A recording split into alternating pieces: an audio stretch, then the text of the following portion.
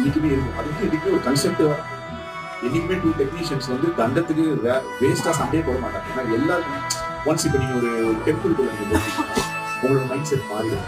அந்த நேரத்துல வந்து நீங்க எதை பத்தியுமே பெருசா யோசிக்க மாட்டோம்.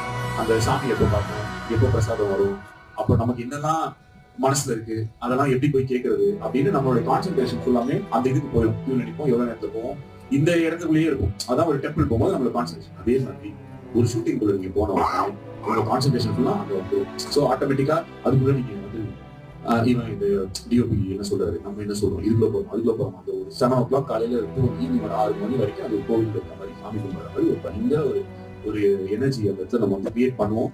அந்த எனர்ஜி தான் ஆக்டர்ஸ் கிட்ட போகும். அதுதான் வந்து படமாவும் வெளியில வரும். So that is very important. ஒரு கன்ஸ்ட்ரக்டிவா அந்த ஒரு இன்ட்ராக்ஷன் வந்து இருக்கிறது வந்து எப்பயுமே நல்லதுதான். அந்த மாதிரி சுச்சுவேஷன்ஸ் எவ்ரிடே ஷூட்டிங்ல இருக்கும். பட் இதெல்லாம் எண்ட் ரிசல்ட்ல வந்து ரொம்ப பியூட்டிஃபுல்லா இருக்கும்.